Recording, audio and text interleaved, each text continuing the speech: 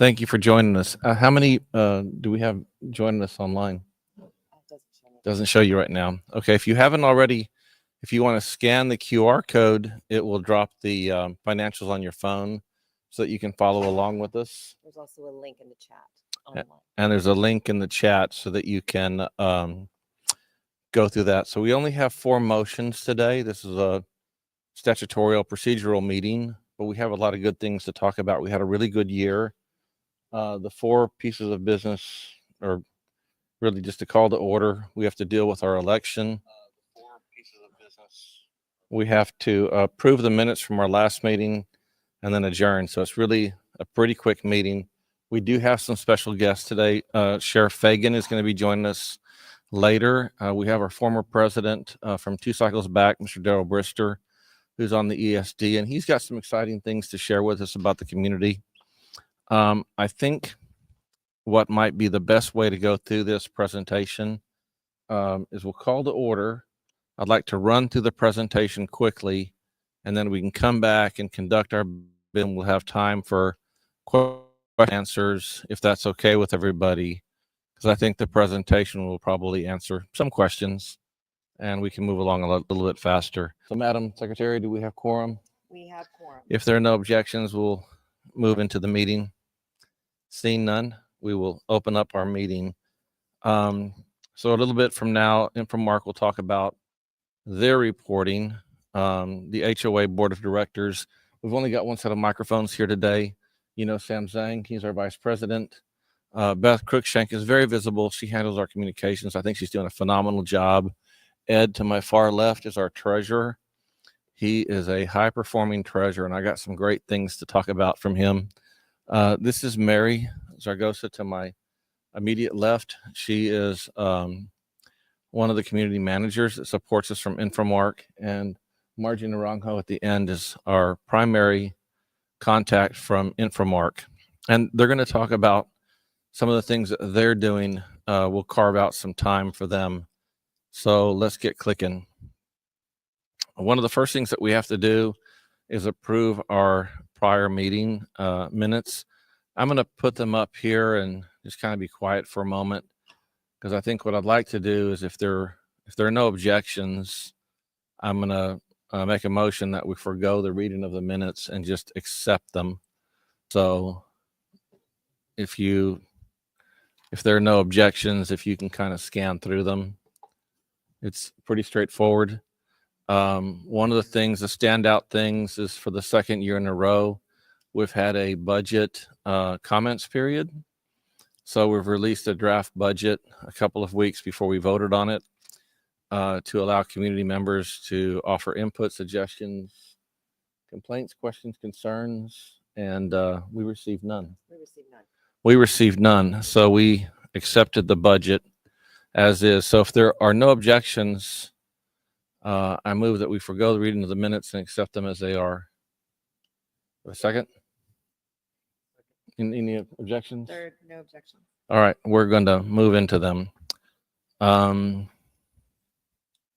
right, we can continue on.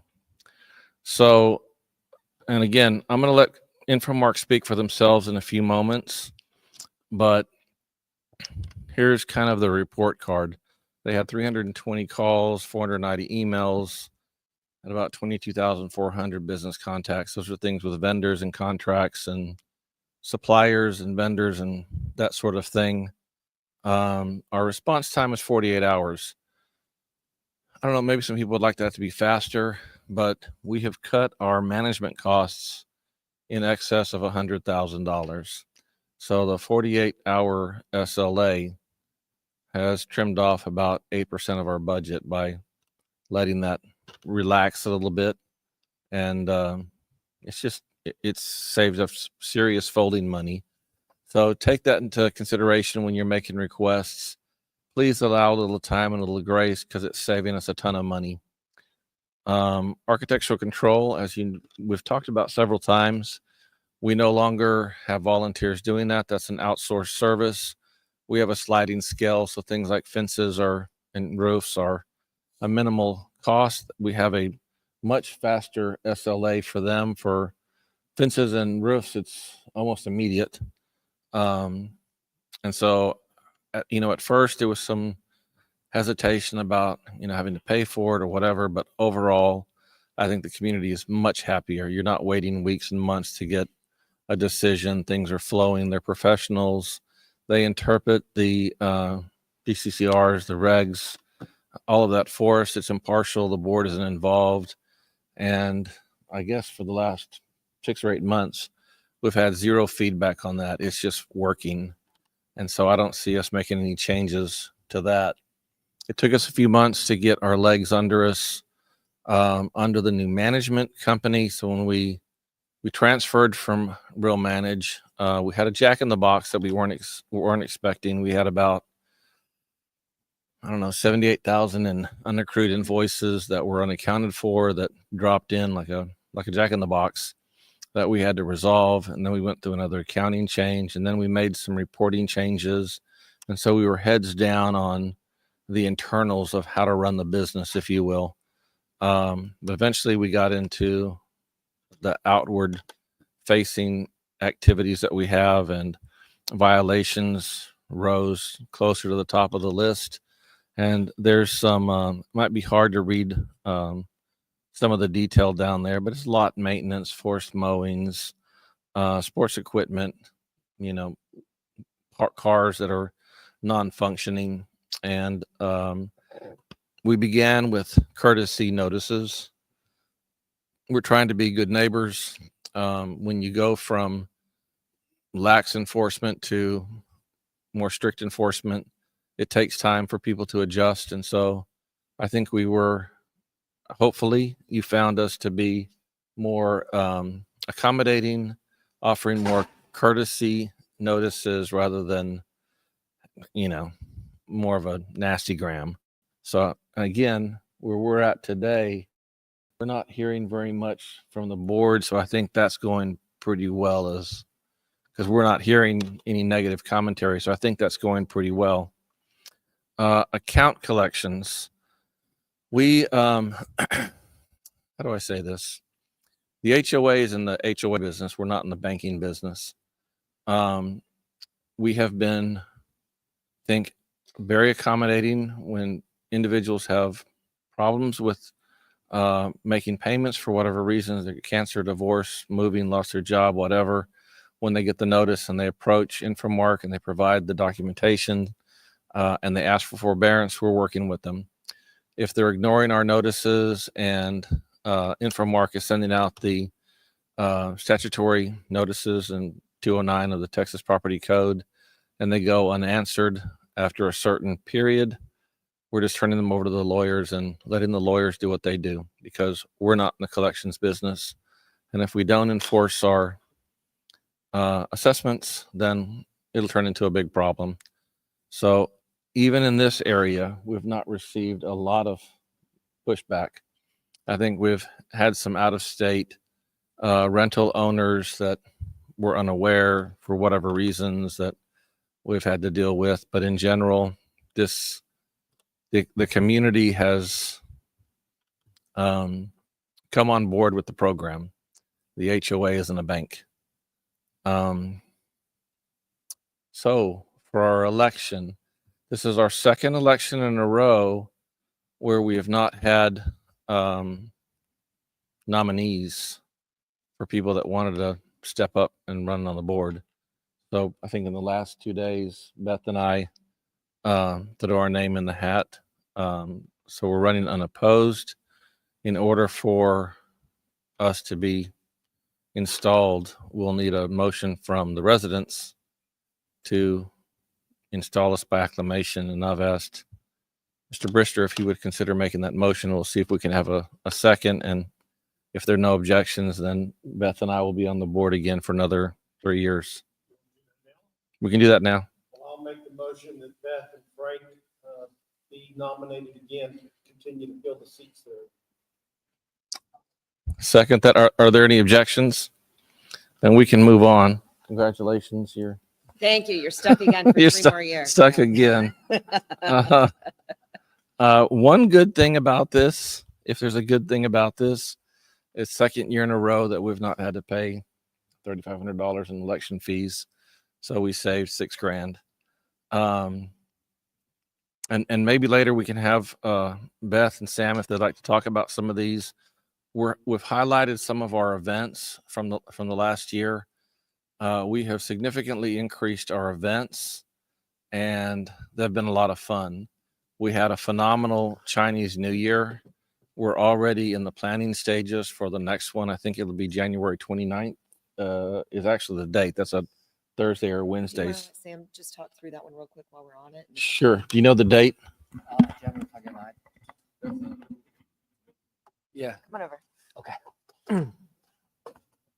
So the Chinese New Year on in 2025 is January 29th.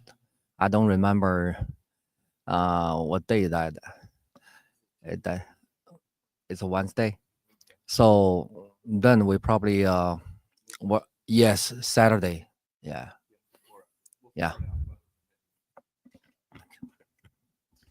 I got to say, this was a phenomenal, absolutely phenomenal event. We had dragons that were jumping from acrobat, Stage. pedestals, a stage, giant drums. We had food. Beautiful. We are running about $3,500 budget per event, and we've been able to do a lot on shoestring budgets.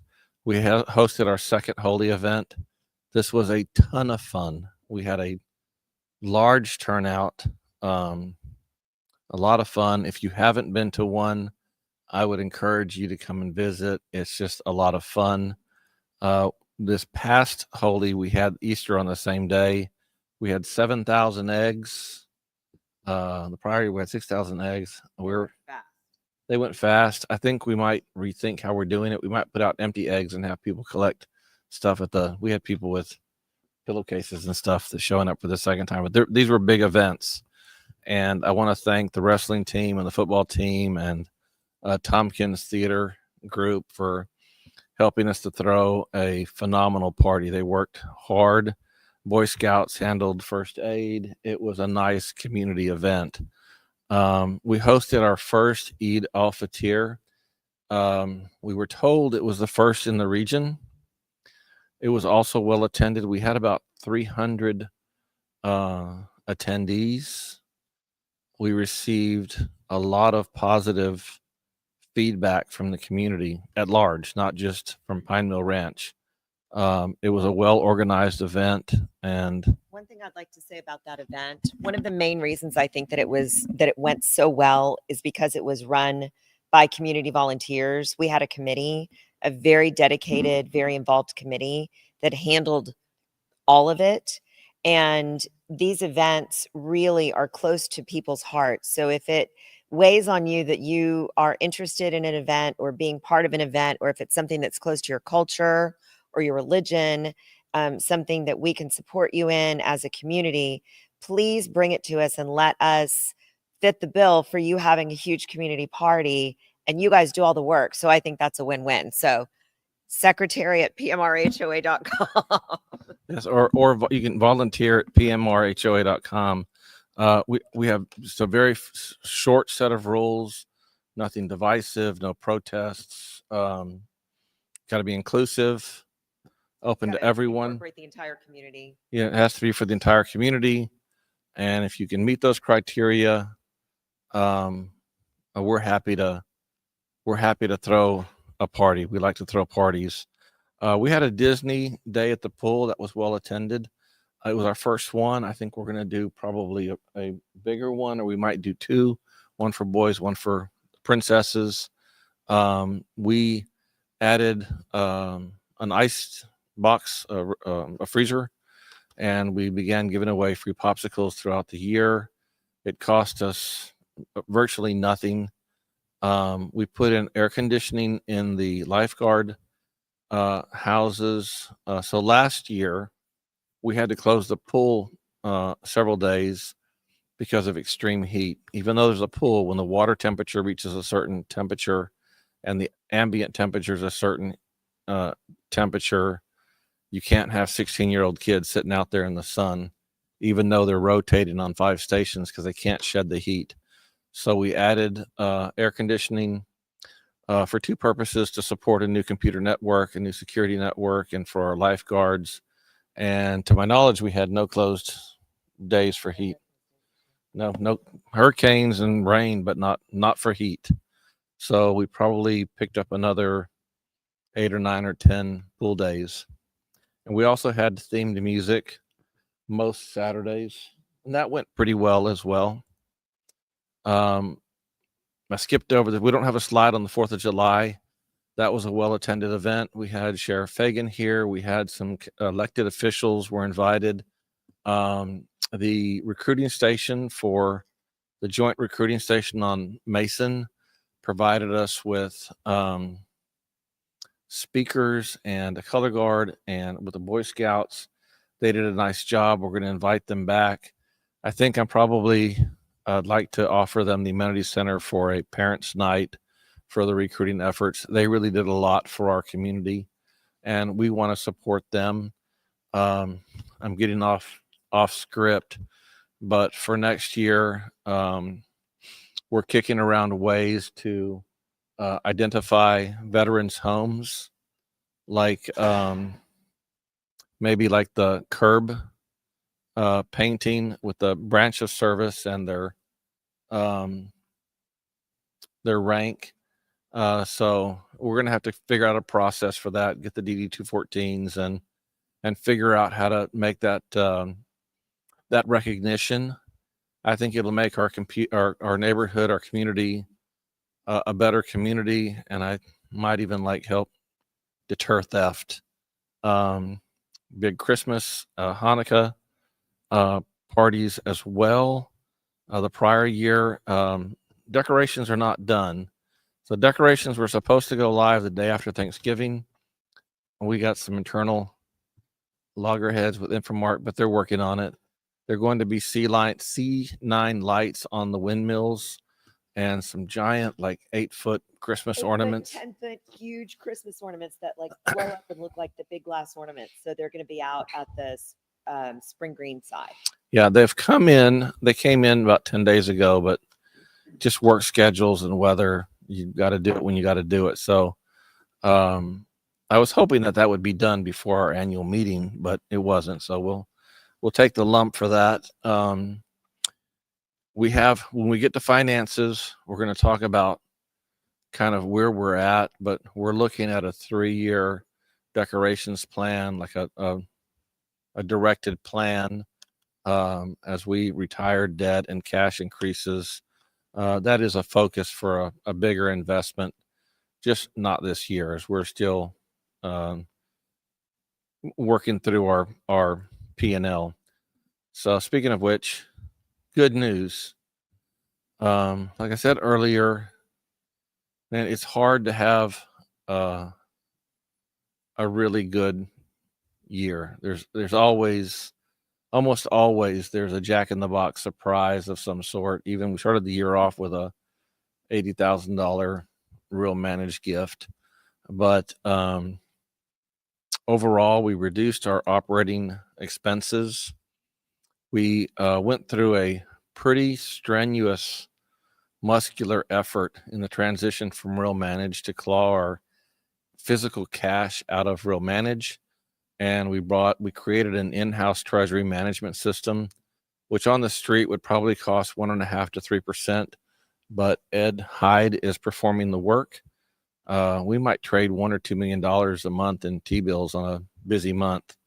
And so we have a new fidelity bond.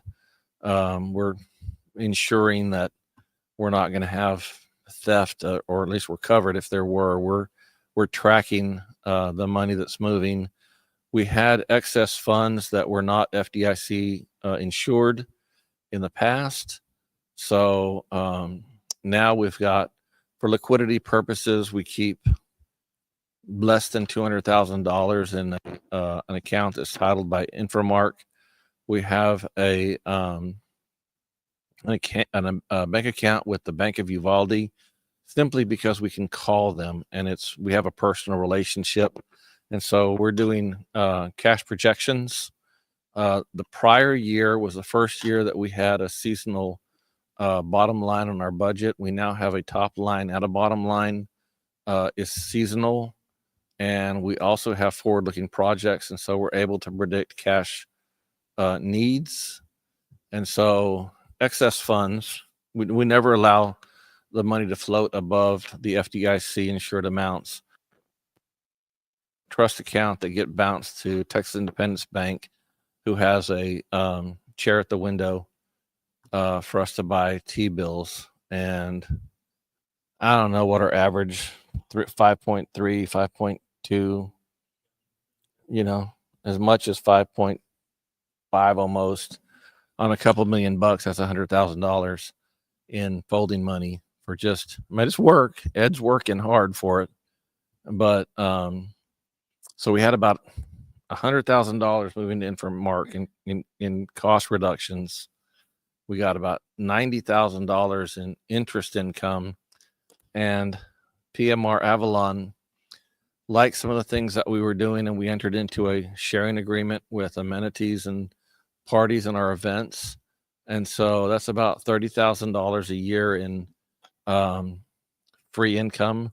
That's Explain that a little bit more. I don't know that Yeah. everybody's going to understand what you're talking so the neighborhood across the street is providing us with financial compensation to come to our parties, events, and have access to our swimming pool and our tennis courts. And so And how many houses do they have? 116, I believe. And most of them have their own swimming pools, so most of them don't use our pool. Right. So Hong is actually a homeowner here and there. So Brad, about 116 homes, correct? 119 homes. And also Hong is actually on our Chinese New Year committee. So they're actually involved in helping us to do events, but their HOA did not have an amenity center. They didn't have these kinds of events. And so we've welcomed them in. This coming year will be their first full year. So that'll pull in about another 30,000 in new revenue that we didn't have before, which at $3,500 an event, we're almost at a push for 10 events. It's really made a difference for us and for them. Everybody wins.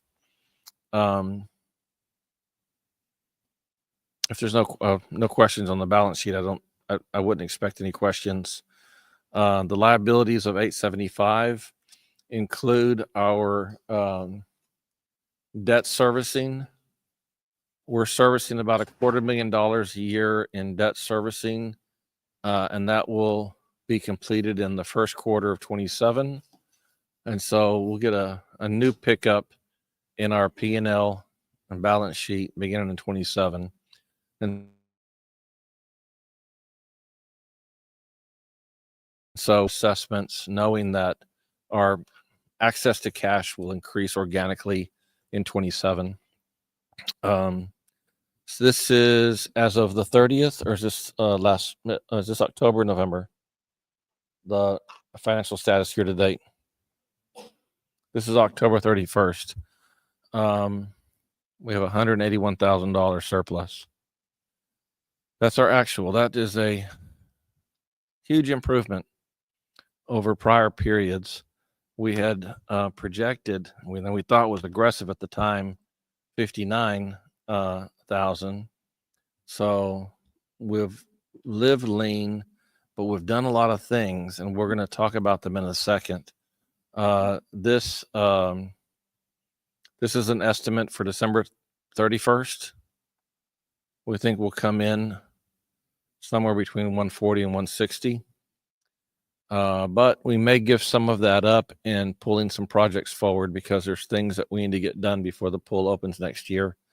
And there's no sense in waiting since there's only 3 weeks left in December. We've got a stack of contracts that we're ready to let.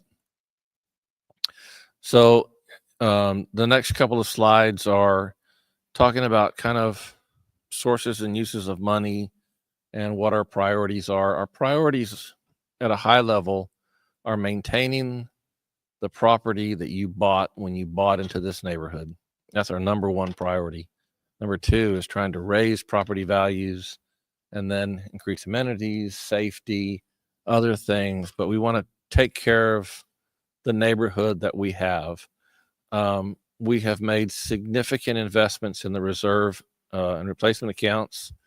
That money is tied up so that as our board members move, that money can only be used for significant maintenance projects or replacement projects for capital items within the neighborhood, the amenity center, fences, the tennis court, the pools, that sort of thing. So we are being aggressive in funding those accounts so that we don't end up in a situation where we're cash poor for our primary mission.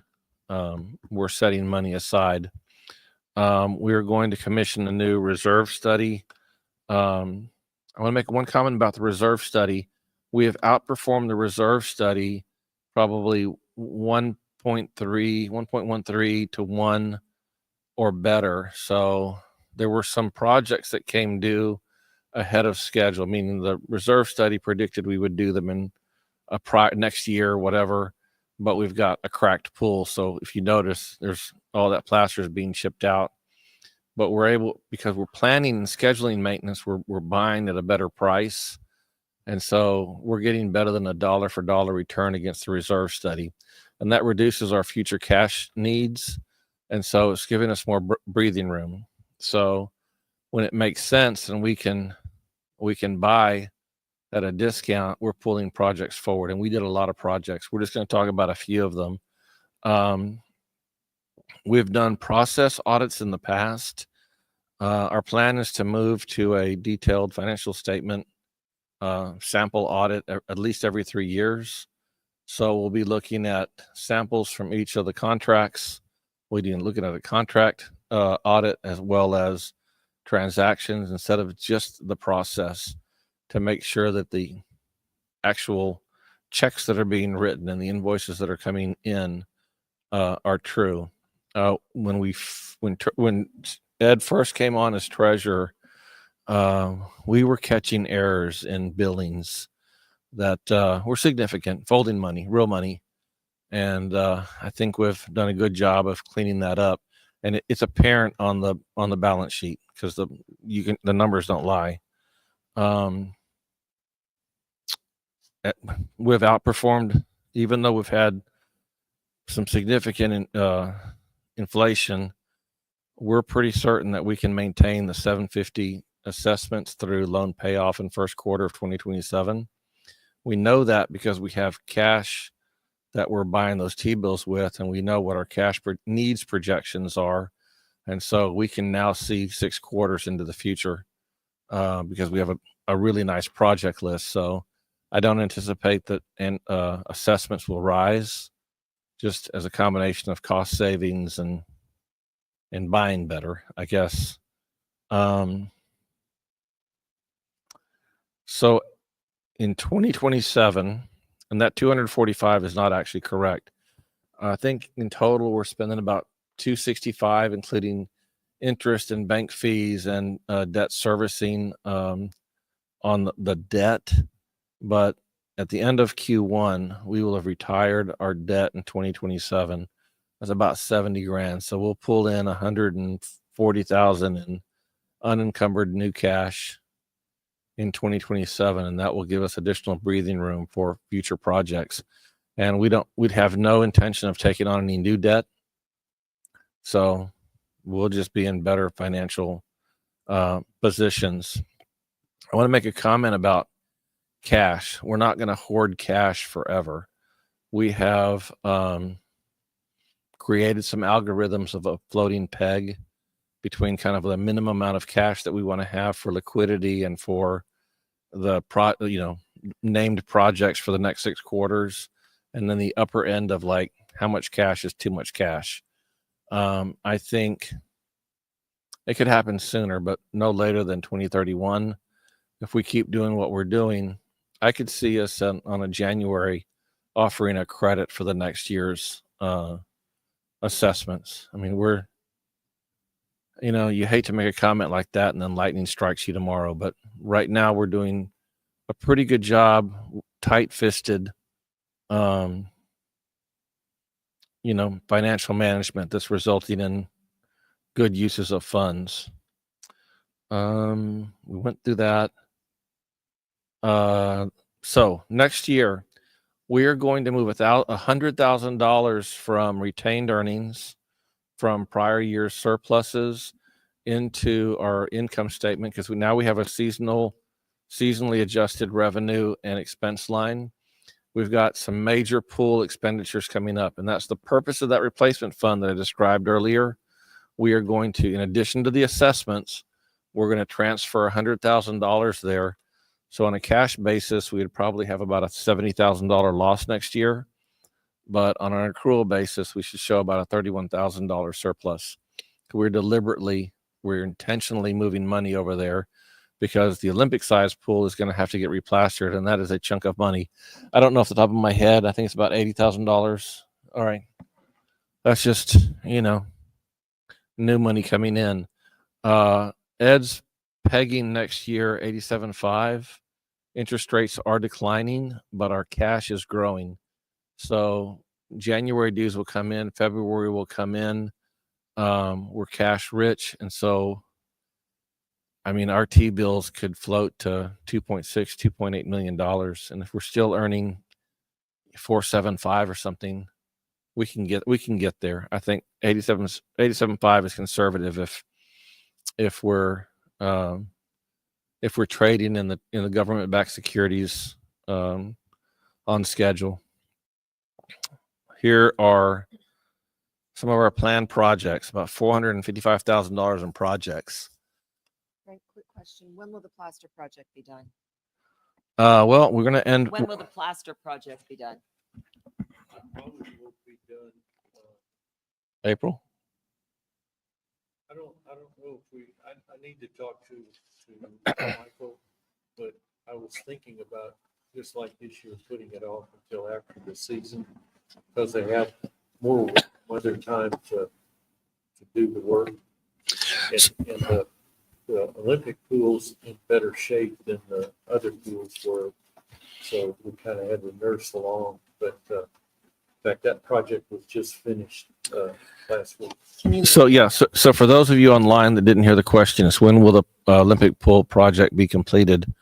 And it looks like we're going to start that project at the end of next pool season, so we can maximize the amount of time for warm weather. I will make a comment about last year's pool opening. I'm going to be honest with you, it was just dumb luck. Ed and I assumed that there was a certificate of occupancy or an inspection for pools in HOAs. There wasn't at the time, but the county decided that they were going to start doing inspections. And so Then I got that email. a year ago, we started with safety. We prioritized our efforts. And so we started the prior year, and by September, we really got after it. And then, the individual inspector with a gold badge hanging around their neck shows up to do inspections, and we passed with flying colors. We had two items. One was signage that was already on our list of things to renew, and maybe some coping tile or grout or something. It was very minor. But last May, a lot of pools in the various neighborhoods were zip tied, closed by order of the fire marshal, and our pool opened up on time. And that's why there were so many swim meets at our pool last year. But again, it was stupid luck. We didn't know any better we just assumed that there were inspections, and we got after it, and it worked out for us. So we'll be going through some of that again to ensure that our pool opens on time. Picnic pavilions, there's some work that needs to be done there, some refurbishing, there's some rust. We are redoing ADA tables. Some of them are warped and out of shape.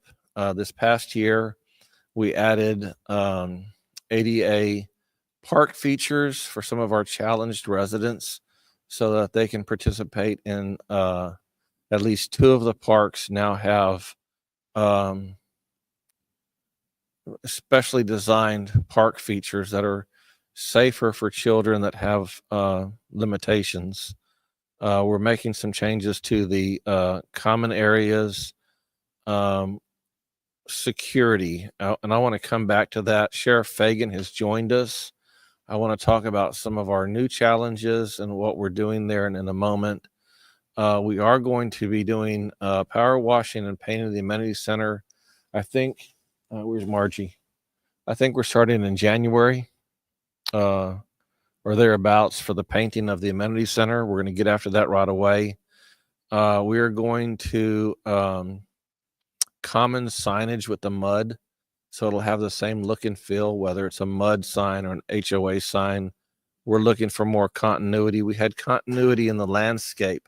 We made major investments in landscaping last year, some of which is still ongoing because you can only plant at certain seasons. And I know we were taking some heat on that, but you can only plant when you can plant or your plants will die. We have substantially completed most of the landscaping projects. We also, I think we've completed all of the landscaping lighting, or it's being completed.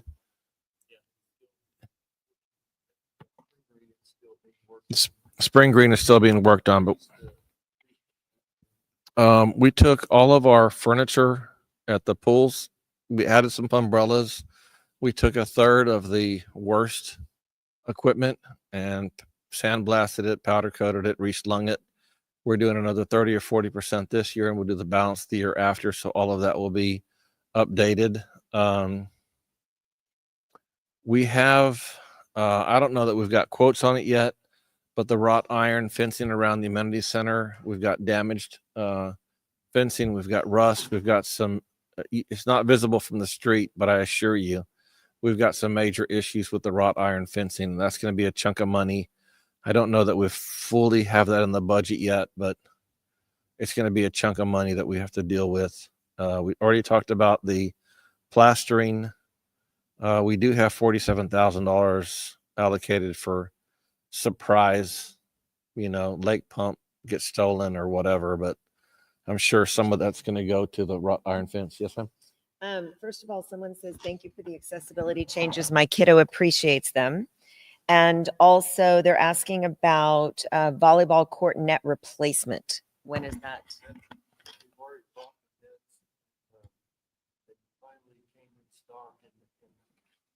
I was assured last week it would be done this week. Okay. Yeah. So he says he asked in May. So they were ordered. Yeah, they're shaking their head. So what Ed is saying, if you can't hear him, is that those items were ordered several months ago and they've been on back order. And he was assured that they just came in. Right. And so once we have those in hand, they will be installed as soon as possible. And then that last item, I just want to draw your attention to that $100,000 on the bottom again. Remember, we are transferring $100,000 from surplus to support our projects this coming year because we expect to spend more money this year than we take in by design. The work has to be done. It's why we save money. It's why we have a replacement fund, and we're making an allocation. So this is divided out by kind of type. There's safety, community engagement, some other things. And again, we've got the sheriff back here, so I don't want to talk over what he's got to talk about. But we put in the flock safety system, and we're hoping we don't have access to it, so we don't look at it. I don't know the results. I don't know how many times it's accessed. I don't know solve rates. I don't know any of that. So we've invited the sheriff to come and talk to us about that. We are adding a pool ramp or a pool chairlift to the pool because the swim meet invites non-residents there. It's an ADA requirement anyway, but we have a lot of residents here. Some are mobility challenged, and we feel it's like our obligation to provide for ADA access when we can. And so that is a funded project. I don't know if it's going to be a ramp or a chair, but that's going to happen. Last year, we got kitty mulch certified for the two HOA parks. What kitty mulch certification means is that there's a certain, Depth. yeah, if a kid, the higher the feature, if they fall, yeah, they're not injured, by having fluffier stuff. That was a pretty pricey upgrade. Over the years, the mulch had been compacted. It was no longer safe. And so we scraped all of that out and put in the new stuff. We talked about the lifeguards. We talked about the events. We are having more meetings. I think we're set up, Margie, for 9 meetings for next year. We'll have 9 meetings. We are now streaming them, and we're recording them, and we're trying to provide more access. We have a new domain name, pmrhoa.com. We've got lots of email addresses that you can email for anything that comes into your mind's HOA, and we try and be responsive to you. Maintenance. Wow, we did a lot. I don't know if you've noticed, but there's brand new bright paint on all of the pool and splash pad features. We have all new nozzles. We renovated the surfaces at the splash pad. We altered the gate for traffic reasons. We did a lot of landscaping. I think our total landscaping budget last year was about 85 grand, right? It was a big chunk of money. We talked about the pool furniture, tennis court windscreens. It took longer than expected, but we got 120-mile-an-hour rated screens. We got upgraded screens, and we got the proper tearaway, breakaway holders so that they won't get torn up. So when the hurricane came, guess what? Our windscreens did not get destroyed. They fell down, but they functioned as designed. Community improvement. So even though we had just bought a new amenity card system 4 or 5 years ago, I think it was about $25,000, but I think we made the decision to move to a Bluetooth system. It was $18,000. So we were spending between $300 and $600 with 24-hour networks. A lot of it was for card maintenance.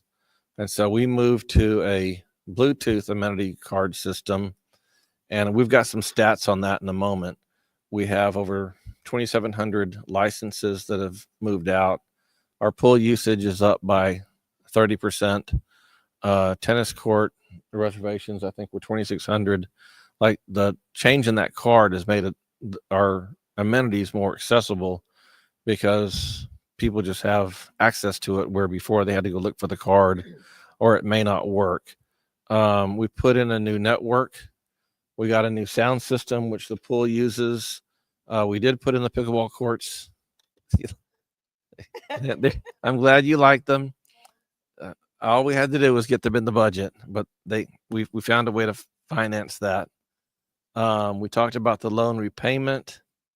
We talked about PMR Avalon joining us, treasury management, our replacement fund management. We talked about expense reductions with the property management company. So we snuggled up like a cat with the landscape architecture firm that was supporting the mud. And so we have continuity in our landscaping, and the landscaping that we chose is drought resistant, uses less water, it's naturalized, it's more resistance to pests, and we're already recognizing a reduction in landscaping costs as a result of moving towards native plants. It's nominal, but it's money's money, and it looks nice, and it matches the mud. So we have continuity. I think we've talked about all of that. About the reserve reductions, I just want to say again, Ed is buying our scheduled maintenance at cheaper than the reserve study had predicted, which is good. I mean, you want the reserve study to be conservative. We don't want to come up short, but we're outperforming the reserve study. And so we're reducing future cash needs by buying smart. Would you like, can I hand this over to you to talk about these next couple of things? So for the storm that we had that did a lot of wind damage in the area, people lost power for long periods of time. Hurricane Helene. As an HOA, we were able to identify individuals who were out of electricity for extended periods of time. We offered them water, ice. We got ice put in our freezers for them to just come pick up.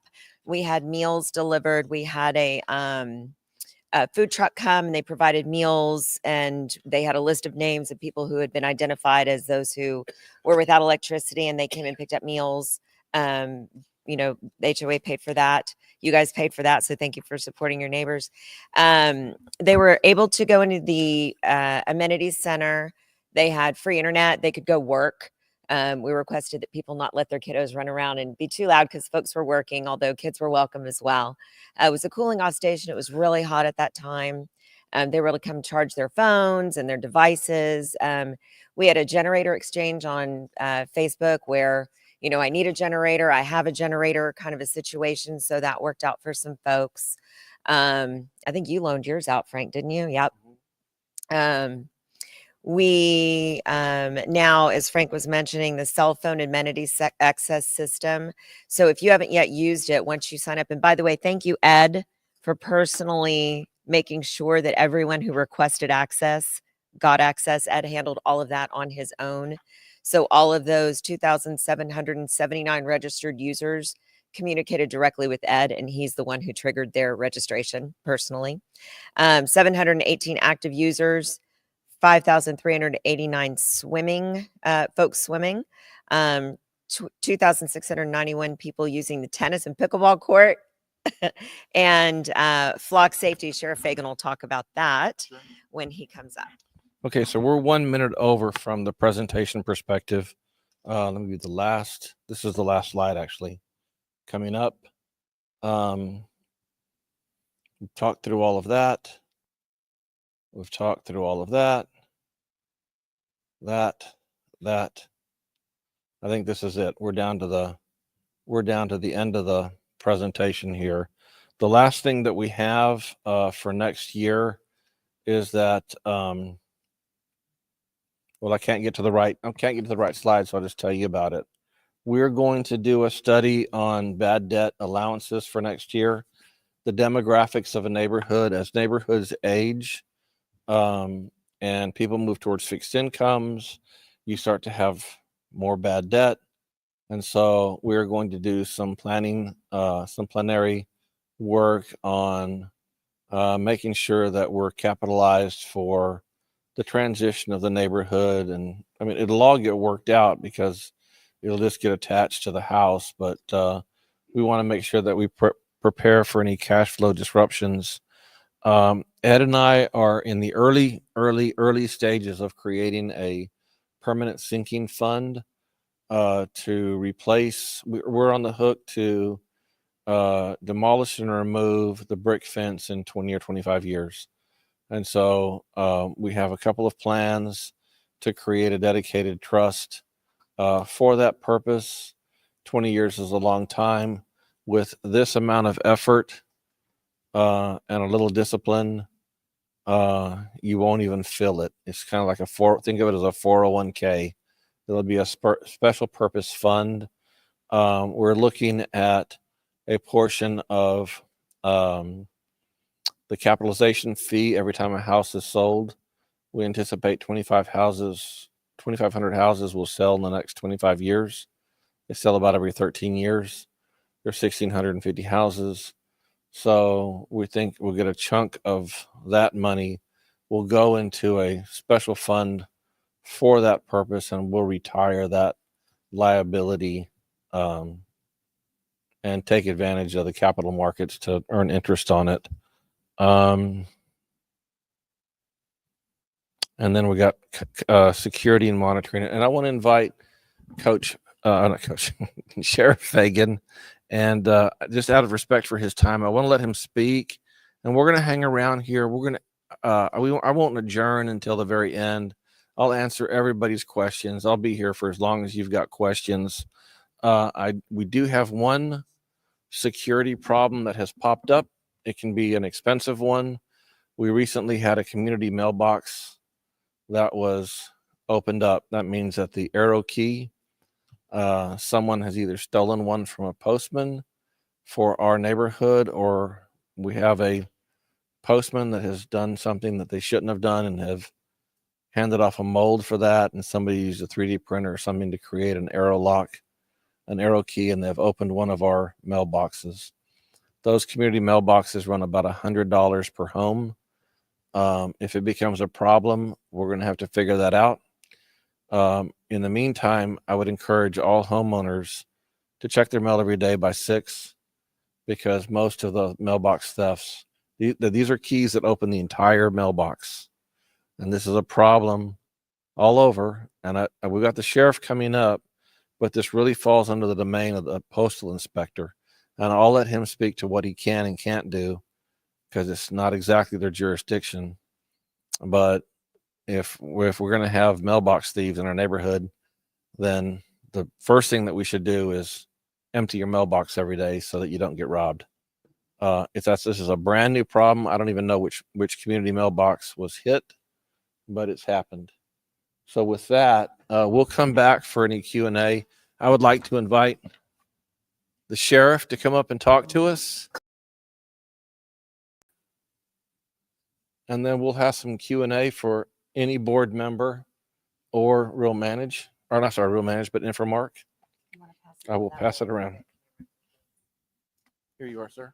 All right. Thank you. I'm gonna turn this off. I just want to stand, that's blinding me. Well, good evening. Thank you all for inviting me out here. Sheriff, you could keep that microphone. Oh, okay. Sorry. Good evening. Thank y'all for inviting me here. I was told to come speak to you about the flock cameras. First, I want to tell you, you made a very wise investment, a very wise investment. Flock cameras are very important. Since flock cameras came to Fort Bend County, when I took tenure, I brought flock cameras to Fort Bend County. We have 31 total flock cameras in Fort Bend County. Crime in this area from 2022 to 2023 has went down for burglaries and motor thefts since the flock cameras, since you all purchased flock cameras. The crime rate for burglaries and motor vehicles have went down. You need to be clapping for yourself. For yourself, you did that. Look, criminals are becoming more sophisticated. They're paying attention to where these flock cameras are. Some of you may know these cameras by LPRs. It's the same thing, license plate readers. Flock cameras are very beneficial, very beneficial. To tell you some advantages of having flock cameras. Flock cameras are capable of immediately reporting stolen and wanted vehicles by location, license plate, description, and characteristics. We had a murder case solved by a flock camera. Do any of you look at 48 hours or how they solve the crime in 48 hours or these, I hate those crime stories because they solve them in 48 hours or in an hour on a movie and stuff like that. That really doesn't happen. But with this flock camera, it does. We caught a murder on camera with a flock camera. Caught it on camera, the whole incident taking place. We caught it, so we were able to make that arrest within 24 hours because of that flock camera. It didn't happen in your community, but flock cameras are really good. Another advantage, in some instances, greater detail is available as of illustration of recent, well, I just told you about a recent homicide that we solved. Investigations, searches not only for color, descriptions of vehicles, but sometimes images of particular unique characteristic are clearly presented, combined with the color of the vehicle, description, and damages, as well as location. This is instantaneous. Now, some people think that flock cameras are something that we use to be nosy. No, we don't. Those flock cameras are only accessed when we hear about a crime. We pull it and see what's happening. So don't be afraid that Big Brother is watching you or something like that. That's not what flock cameras are for. They're for when we hear a crime happening, then we pull that camera.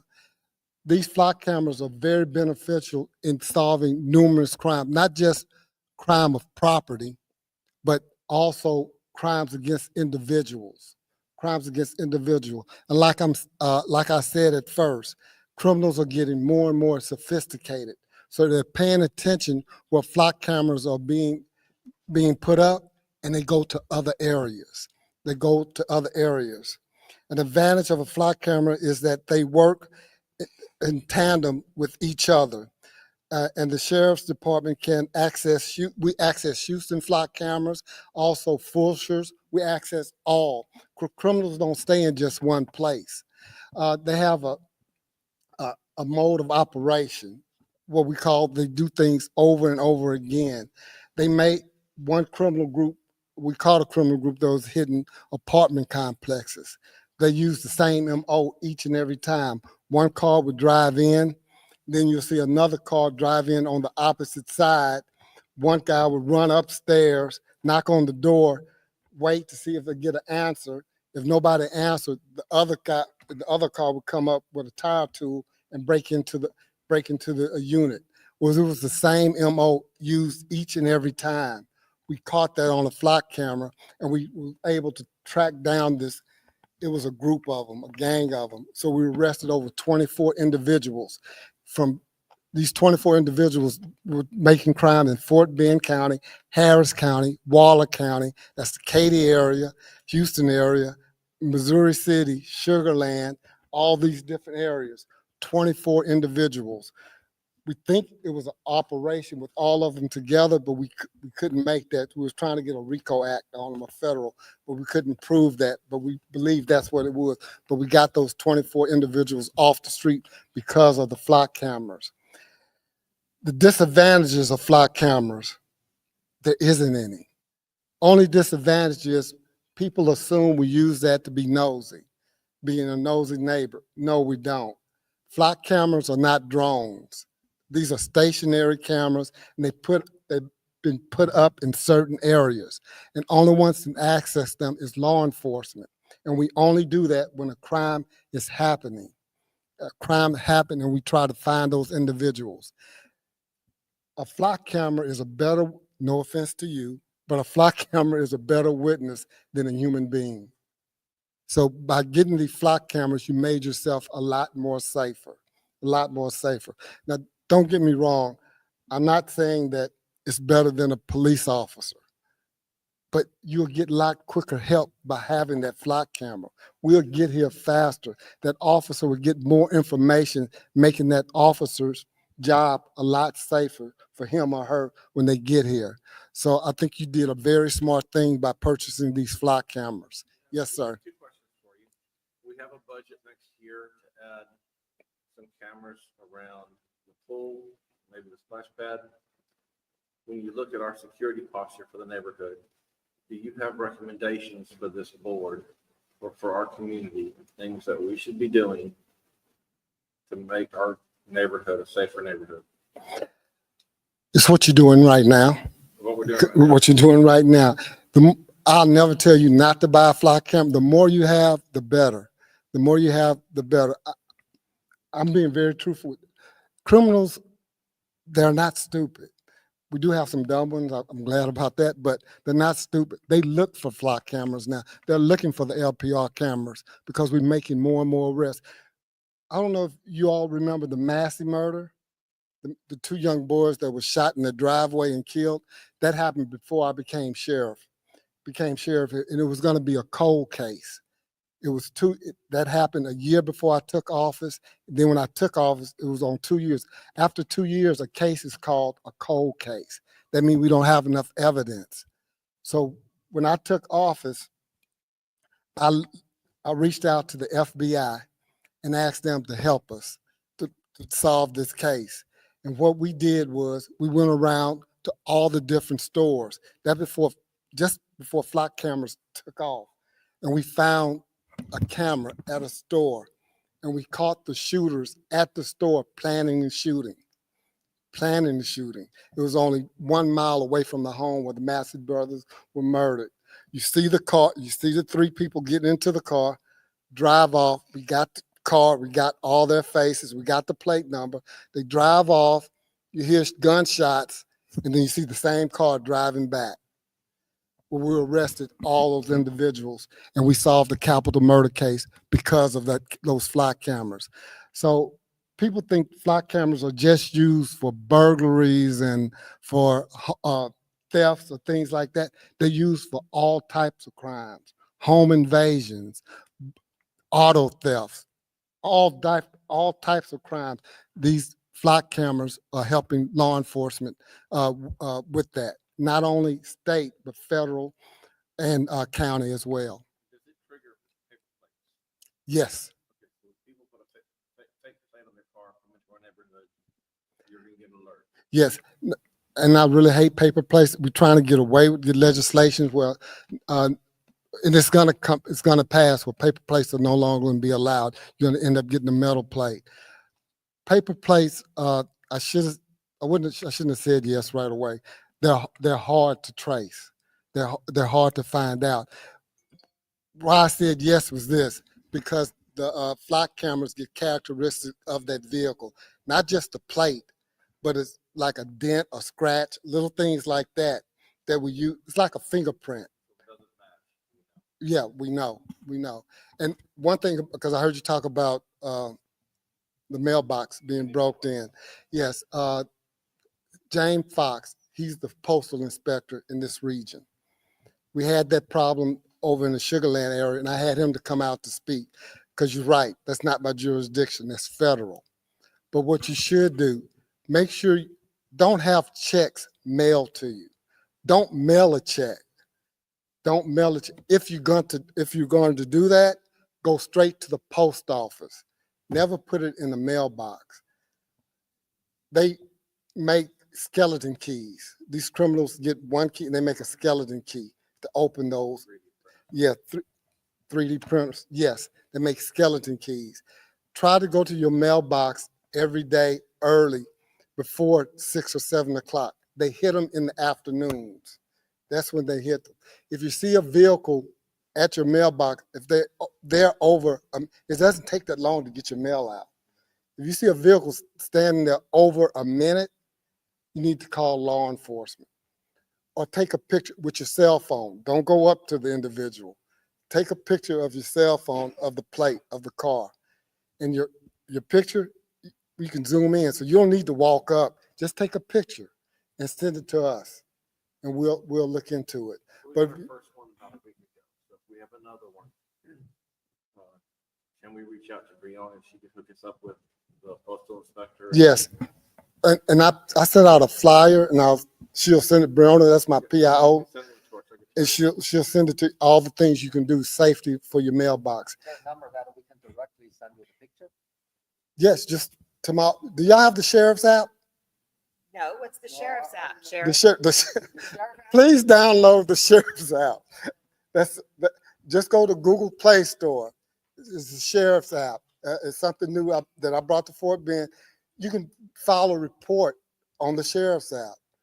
You can file a report on the sheriff's app. What's it called? Fort Bend County Sheriff's Office? Fort Bend County Sheriff's Office, FBSC. Oh. FBSCO. Yeah, just go to Google Play Store. What is it called? Sheriff's app. Sheriff. Sheriff's app. You can do a lot of things on that sheriff's app. If you, I'll send it out to them. yes, She'll make a flyer. We have a great communication. okay. That's if you can do that, that would be great. And we have a lot of things that are free. The sheriff's app is free. We for elderly individuals that live alone or by yourself, sign up for Yana. Sign up What's that? Yana. You're not alone. It's a project. YNA? YANA. Yana. It's a program that we have that you don't have to be an elderly person either. Just to be somebody who live alone and you need help. We'll call you 3 times a day, 3 times each day, just to check on you, see how you're doing. If you don't answer that phone on the third call, we send a unit out. We send a unit out. 2 weeks ago, lady who signed up for it didn't answer the phone. Sent a unit out. She was less than 2 feet from her phone. She broke her hip, couldn't reach the phone. If she wouldn't have signed up for Yana, we don't know how long she'd have been there on the floor. Her daughter lived in California, but she couldn't call her either. Do you have a community education program where maybe our community manager and our secretary and I could sit in and then we could digest information? We have really good communication. All this that I'm telling you, we can have Brianna send it to you. And then you just send it out. And when you're going away, sign up, we'll come and check your home. Things like Christmas time is coming. So there's a lot of fraud and they're trying to scam you, a lot of scams. Don't buy expensive things off the internet. Don't fall for that. Don't meet somebody to buy something. Don't do that. That murder I told you about, that's what happened. He met a guy to buy a television. And they're trying to get you. Don't do that. Please don't do that. If you're going away, you have good neighbors. Let your neighbors know that if you have packages, for them to come over and pick it up. They look for those things. They look for packages being left on the door for 2 days, and then they know nobody's at home. Or have the package delivered to your neighbor. Have it delivered to your neighbor. We will never call you and tell you to come pay to get someone out of jail. We don't do that. FBI don't do that. IRS do not do that. IRS will mail you. They do not call you. We do not call you and tell you that your nephew's in my jail and you need to send me $500 and put it on a card. Law enforcement doesn't do that, but people get scammed that way each and every time. And very intelligent. One of our elected officials, it happened to, called me and gave away $30,000 cash. I'm not saying the elected official's name. And I was yelling in the phone, it's a scam, it's a scam. But he believed it was the FBI. He believed it. But what FBI would tell you to get a credit card? But they get your information. They get your information off of Facebook. And when you travel, post your pictures after you get home. Don't post it while you're away. I don't know why people do that, but don't do that. Don't post pictures of your vacation while you're there. Do it after you get back. Do it after you get back. Just little things like that, And when you're going shopping, please put your valuables in the trunk. At the gas pump, ladies, put your purse on your shoulder while you're pumping gas. We have so many people getting robbed at the gas pump because they reach into the car while you're pumping the gas and steal it. Or they jump in your car because you left your keys in the ignition and drive off. But the gas hole's still in it, they'll drive off with it. So make sure you turn off the car, take the key, take your purse with you. Take your purse with you. All right? Any other questions or? Any questions for the sheriff? How many block cameras do we have in our? You have 12 that we know about. 12 or 13? 12? You got 13? That's great. No, Th- it's 12. Yeah, that's what I thought, 12. You got 13? That's good. Exit from our neighborhood streets.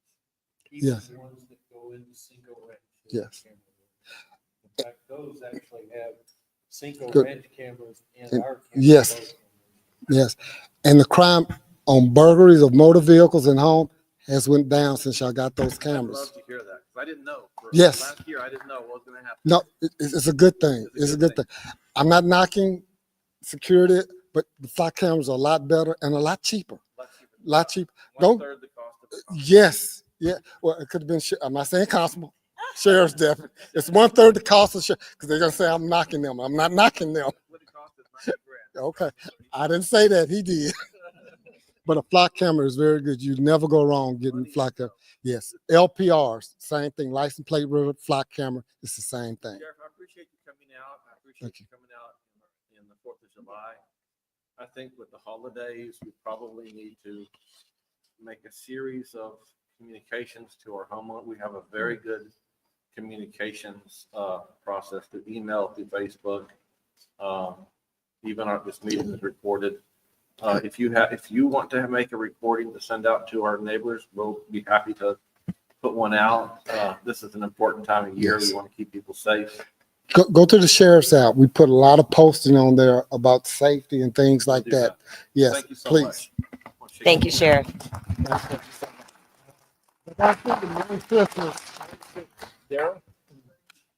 Daryl's got some exciting Microphones? Two microphones. Two sir. microphones. All right. How many people here know what an ESD is? Well, you're like me. I didn't know what an ESD was or is. It stands for Emergency Services District. So our ESD, which is part of Fort Bend County, is pretty much takes care of all of the old Cinco or Cinco 1 area, parts of Cinco 2 area.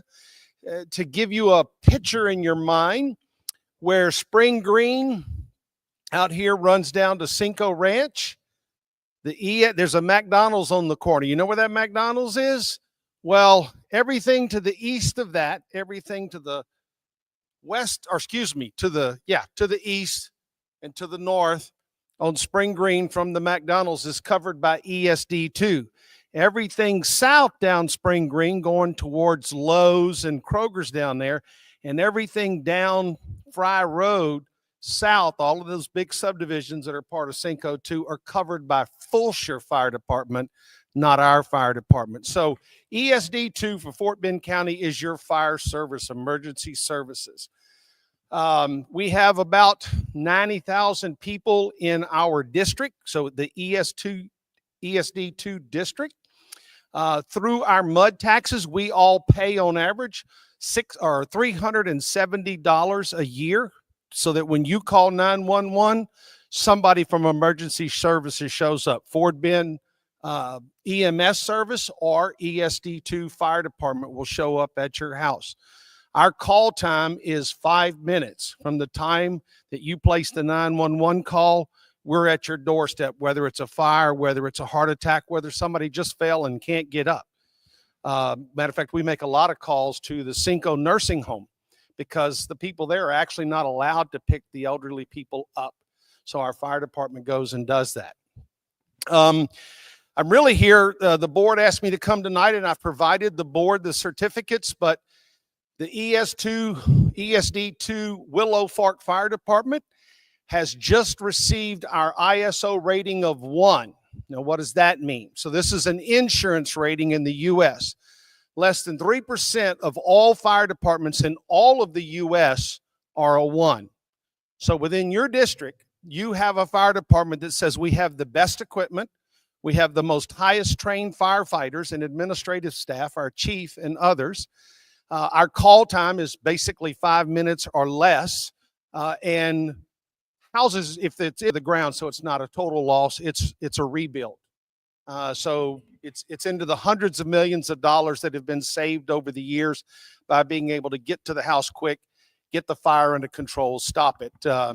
So you may remember when we had a lightning storm earlier this year, there were literally 5 house fires going on all at the same time. One was right here in our subdivision, right off of Pine Mill Ranch Landing, next to the power line right away on the north side of Pine Mill Ranch Landing. And that family was out of country, I believe. She was here. And so it hit the house, caught on fire, and our ladder truck coming back from one of the other fires that we assisted Katie Proper with was able to make that fire and put that fire out before it got out of control. But anyway, the certificates you will want to get your hands on that Beth and the board have a copy of, and they'll post it out there for you to get to, or you can go to the ESD2 Willow Fork Fire Department website. your insurance, assuming you have, we have Amica, Barbara and I, but assuming you have a good reputable insurance company, they will recognize this ISO rating. Our insurance rate went down. Ours just renewed in November. So our insurance rate went down when I turned our certificate in back in August. So you should see a reduction in your homeowner's insurance by showing that you're now covered by an ISO 1 rated fire department. You'll say, I'm going to email that out in e-blast, but I wanted you to address it first before I did so people knew what it was. Yeah, sure. You bet. Daryl, we've only got about 15 minutes left. We got to get out of here. Yeah. I just want to, you got any more? No, I think that's it. Okay. So Thank you.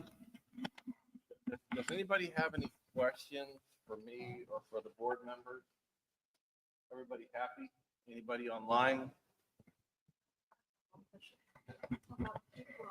The tree, the neighbor's tree overgrow on the tree branch. touching my house. If a neighbor's tree overgrows and the tree branches touch my house, what are my options? Okay. If a tree, so I'm not a lawyer. That's Margie. Can you No, answer Lord. that? Hold on. Let Margie answer that. If your neighbor has a tree that's overgrowing into your yard, you are allowed to cut it up to your fence line as long as you don't do harm to that tree. So you could cut it back as long as you don't kill the tree. But the best course of action is always to go talk to your neighbors and request them if they could cut it back. That is considered a neighbor to neighbor issue. So you would have to actually send a letter to them yourself.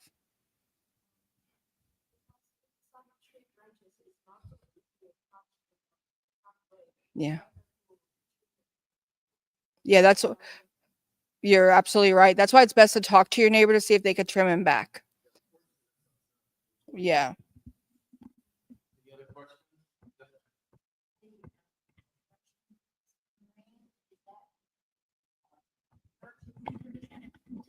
So we are not renting anything. We are only purchasing high quality items that we can use for years to come. For anyone who didn't hear earlier, we've got, there are various sizes, but I think the tallest one is 10 foot, right? 10 foot, 8 foot,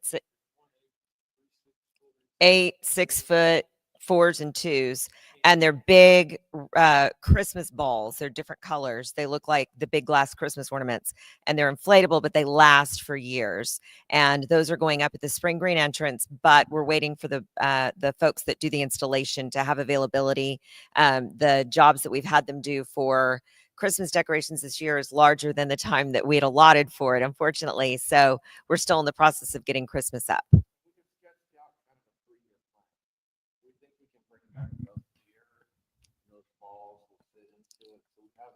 So what Frank is saying for those online is that we've sketched out a plan for decorations. We're not just willy-nilly buying things and throwing them in. The deer that everyone was so fond of in the past, we did find them. We can buy them in off-season, purchase them for a really good rate compared to full season. We're not able to do that right now. We've got some other outstanding debt that we'd like to pay off first, but that is in our plan. So what we're doing is sort of building our arsenal of holiday decorations so that we can have a really nice display at a point, but we don't want to dig ourselves in a hole in the process. And we always need volunteers. Any other questions? Yes, sir. Yeah, you talked about the trees up front that were removed. When do you plan to get trees put back in? April. No, they'll be put in before the end of the year. So there were trees that were removed because they were damaged or they were diseased, and they will be put in by the end of the year, by the end of December. Well, they've had some additional, the low cedar shrubs that are in the low bed are dying off now from some spider mites. So we're gonna have to do some additional removals. There are going to be some additional removals and replacements because spider mites have gotten to the cedar bushes.